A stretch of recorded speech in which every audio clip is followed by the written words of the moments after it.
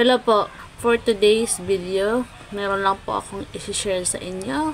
Ayan, makikita nyo, disapprove po ako sa in-stream ads. Ayan. Bakit nga po pala ako ma-disapprove or hindi po na-monetize dito sa in-stream ads? Kasi, meron pala po akong mga na-upload dito sa Facebook page.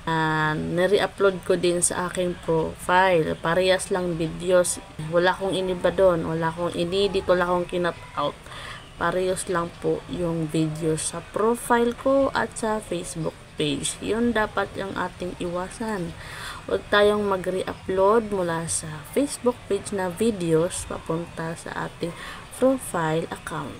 Kaya ayun ang ginawa ko, nag-delete ako ng mga videos doon sa aking profile. Lahat ng videos na meron ako doon, kahit yung mga dapat memories bring back, yeah. Ay, camera issue.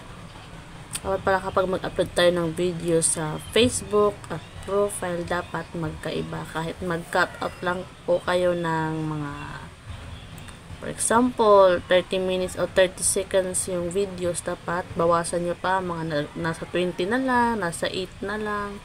Then, pwede nyo siya i-upload doon sa profile account. Pero kung mag-upload po kayo parehas po ng 30 seconds sa profile account at sa Facebook page is 30 seconds din yung videos. The same videos. Hindi ba talaga tayo ma-approve sa in-stream ads? So, pangalawang apply ko na po sa in-stream ads. Puro disapprove. So, hopefully, itong ipangatlo is ma-approve na siya. Maglilinis pa ako. Kasi baka dito sa Facebook page, okay na po yung sa profile account ko. Yung sa Facebook page naman, baka meron mga copyright doon na music.